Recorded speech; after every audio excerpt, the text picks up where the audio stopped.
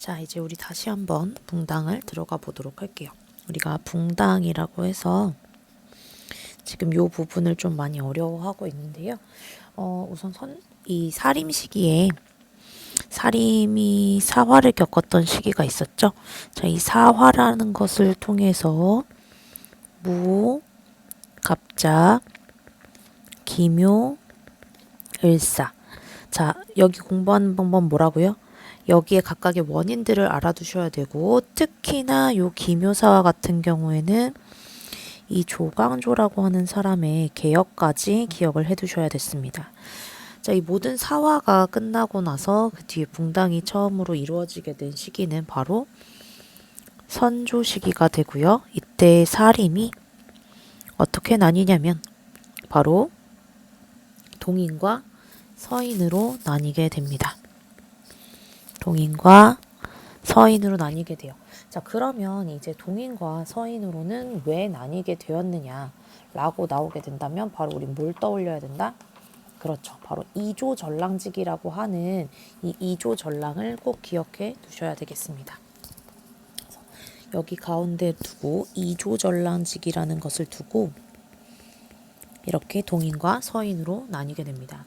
자, 이때 동인 쪽이 바로 김효원 쪽이 될 거고요. 서인 쪽이 바로 심의겸 쪽이 될 겁니다. 자, 이렇게 했을 때 기본적으로 시험 문제에 잘 나오는 포인트는 요거 이조전랑직 왜 나뉘게 되었는가 할 때 요 얘기가 나올 수 있고요. 자, 그 다음에 그 심겸과 김효원 같은 경우는 이제 지리적인 자기네 집에 따라서 이렇게 나뉘게 되었습니다. 자, 그런데 이때 당시 다시 또 동인이 북인과 남인으로 나뉘게 됩니다. 그 사건에는 바로 무엇이 있었냐면 정열입 모반 사건이라는 것이 있습니다. 이 정열입이라는 사람은 원래는 동인 쪽에 있었다. 이때 당시 선조 시기에는 동인이 좀 잘 나갔어요.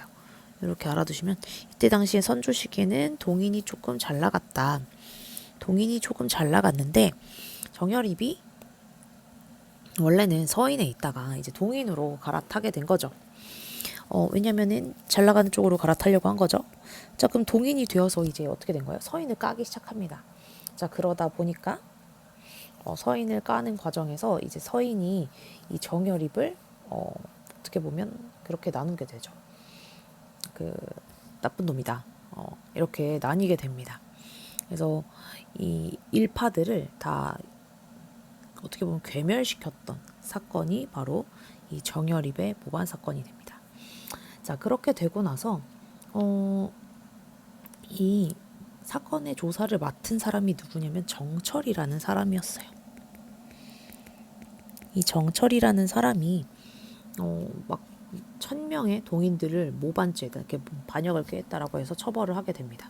이때 동인들이 크게 어떻게 보면 크게 세력이 약화가 됐겠죠. 자, 그 과정에서 정철이 이 세자체법 문제로 다시 관직을 떨어지게 되면서 서인이 완전 또 실각하고 동인이 올라가게 돼요.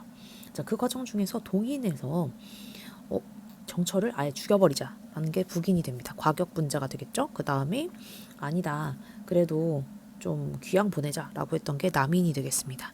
자, 그래서 선조 시기를 지나서 이제 광해군 시기가 되면 의병을 주로 했던 이 북인이 광해군과 함께 세트로 이렇게 세트로 잘 나가게 됩니다. 자, 그러나 여러분들 항상 군이죠. 그 뒤에 있었던 사람이 누구냐? 바로 인조가 되겠습니다. 인조 반정을 겪게 됩니다. 자, 인조 반정을 겪게 되다 보니까 이때 인조 반정으로 인해서 광해군과 북인은 그 뒤로 다시 등장하지 않게 되죠. 자, 인조 반정의 주동자 바로 서인이 될 거고요. 이게 주가 되고 남인은 거기에 좀 플러스 세력으로 끼게 됩니다. 자, 그래서 인조 시기에 이제 서인이 주도하는 세력이 오게 되는데 이때 당시 서인은 친명 배금 정책을 펼치고 있었어요. 친명 배금 정책으로 명나라랑 친하고 금나라를 배척했습니다. 자, 이로 인해서 호란이 일어나게 되죠. 호란은 이제 금나라가 나중에 이제 청으로 이름을 바꿉니다.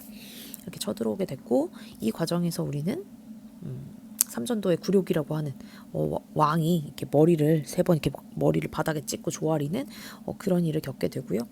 그때 왕자들이 귀향을 가게 되는데 소현세자와 복림대군이 있습니다. 소현세자가 나중에 이제 죽게 되고 이 사람은 이제 북학 어떻게 보면 청나라에 귀향을 갔죠. 끌려가 있으면서도 여기 문화가 되게 좋다라고 생각했던 사람이고 아니다.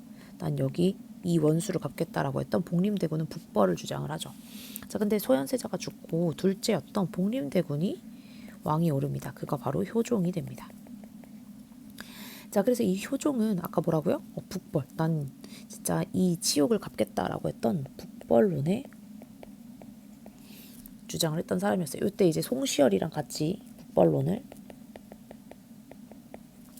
이끌게 되죠.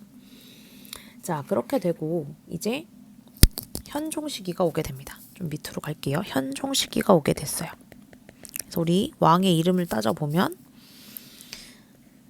선, 광인, 효현, 숙경영이거든요. 우리 숙종까지가 시험범위니까 현종하고 숙종까지가 시험범위니까 이건 좀 기억을 해둡시다. 자, 그렇게 해서 현종 시기가 됐을 때 바로 우리가 그 시험 문제에 나올 법한 매우 중요한 자료죠. 예속 논쟁이 펼쳐지게 됩니다. 자, 예속 논쟁이라고 하는 것은 예의와 관련했던 송사가 있었다라고 알아두시면 되는데요. 바로 상복 논쟁이 일어나게 됩니다. 이 자의대비라고 하는 어떻게 보면 인조의 부인이죠. 어떻게 할 거냐, 얼마나 상복을 입을 거냐라는 것을 두고 이렇게 나타나게 되는데요. 자, 이때 첫 번째 효종이 죽었습니다. 1차 예송이 펼쳐집니다.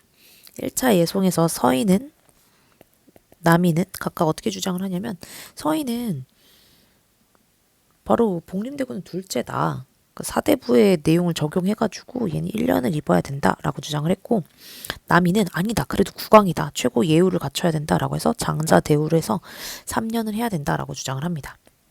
자, 이때 서인이 잘 나갔기 때문에 첫 번째 내용은 서인의 손을 들게 됩니다. 2차에서는 또 똑같아요. 이번에는 효종의 부인이 죽었습니다. 자, 그때 서인은 9개월을 입어야 된다. 둘째 부인이 죽은 거니까. 아니다. 장자 예우를 해야 된다. 자, 당연히 왕의 입장이라면 둘째고 뭐고 국왕으로서의 대우를 해주는 남인의 편을 들어주게 됩니다. 그래서 결국에는 둘 다 1년으로 공통적이 돼요. 근데 서인 편 한 번, 남인 편 한 번을 들어주게 됩니다. 자, 그런데 이제 정말 또 중요한 바로 뭐가 펼쳐지게 되죠? 숙종 시기에 바로 환국이라는 것이 펼쳐지게 됩니다. 이 환국이라고 해서 이 숙종 시기의 키워드는 환국인데요. 어린 나이에 어떻게 보면 많이 어리진 않지만 어쨌든 어린 나이에 이 숙종이 왕이 오르게 되고 숙종은 어떻게 보면 왕권을 강화시킬 방법으로 이렇게 환국을 펼치게 됩니다. 환국이라고 하는 것은 갑자기 국면이 확확 바뀌는 걸 얘기해요. 그래서 이때부터는 바로 일당 전제화가 나타나게 됩니다. 일당 전제화라고 해서 한 당이 주도하고 모든 걸 주도하게 돼요. 자, 그러다 보면 어떻게 보면은 이 한국을 통해서 서로 엄청난 경쟁을 하게 되고 서로 어떻게 보면 얘를 안 죽이면 내가 죽는다. 약간 이런 느낌으로 알아두시면 되겠습니다. 자, 그래서 첫 번째 환국이었던 경신환국이 일어나게 됩니다. 자, 경신환국이라고 하는 것은 우선 기본적으로 지금 마지막 여기 남인이 잡고 있었잖아요. 그러니까 남인이 마지막 2차 예송에서 승리했기 때문에 남인이 잡고 있었다가 이제 서인으로 바뀌게 되는 것이 경신환국이 됩니다. 남인은 현종에 이어서 숙종한테 별로 그렇게 신임을 얻지 못했어요. 왜냐하면 막 자기들끼리 갈라져서 싸우고 막 그랬습니다. 자, 그랬을 때 허적이라고 하는 그 영의정, 허적의 경신환국은 이 허적과 관련이 있는 건데요. 이 허적이라는 사람이 집에 그 할아버지를 위해서 이렇게 잔치가 있었어요. 자, 이때 사람들이 막 이렇게 와가지고 있었는데 천막을 숙종이 이제 궁중에서 쓰는 비가 와가지고 이 천막을 보내려고 했는데 이미 허적이 가져간 거였어요. 그러니까 정말 말 그대로 이제 왕이 쓰는 궁중의 그 깃발, 천막을 가져갔다. 이 천막 사건으로 인해서 남인들이 다 실각하고 서인이 잡게 됩니다. 자, 그러고 나서 이제 또 하나 환국이 펼쳐지게 되죠.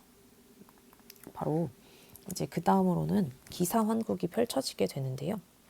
우리가 이 환국과 관련해 가지고는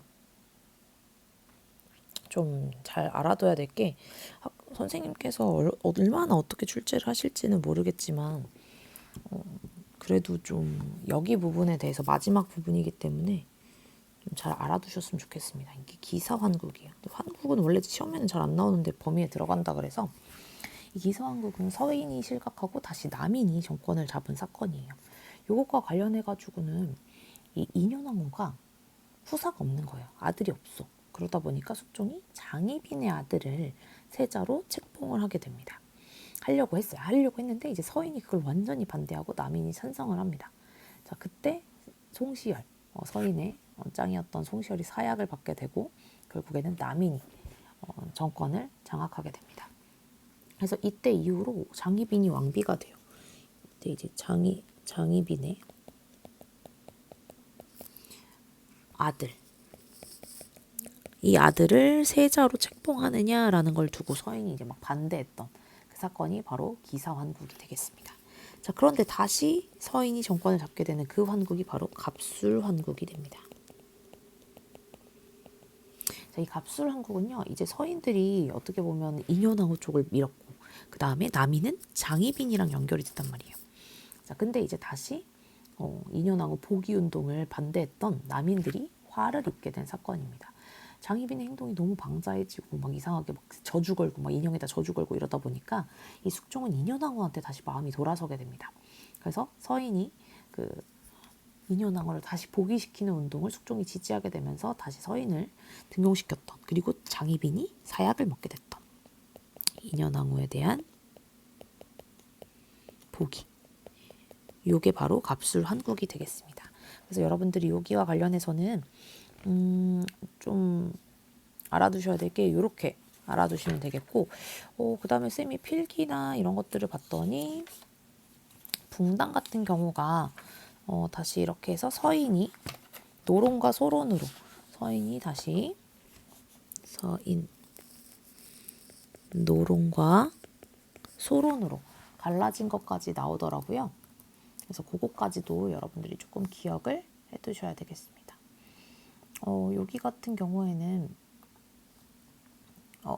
이게 경신한국, 경신한국 이후에 얘네가 노론과 소론으로 나뉘게 됩니다. 그래서 이때 요 시기에 노론과 소론으로 나뉘게 됐다. 경신한국 이후에 이렇게 나뉘게 되었고, 이때 당시 서인으로부터 나눠진 학파인데 남인의 처벌을 두고 이렇게 나타나게 된 거예요. 강경하게 가자. 근데 이 애들이 주로 노장층이어가지고 그런 거고요. 여기는 소장층. 강경하기보다는 여긴 좀 온건하게라고 표현을 해볼까요? 좀 더 온건한 입장을 취한 쪽이 소론이 됩니다. 그러니까 여기 나이가 많았어. 여기 나이가 좀 적었어. 이렇게 좀 기억을 해두시면 될 것 같아요. 그래서 또 그거 말고도 노론과 소론의 대립이 송시열의 문인이었던 윤증이랑 송시열을 가지고 이렇게 얘기가 나오기도 합니다. 소론에 대한 사람은 윤증이 될 거고요. 노론 같은 경우가 이제 송시열이 될 겁니다. 그래서 여러분들이 요거 붕당 좀 기억해 두시면 좋겠습니다. 알겠죠?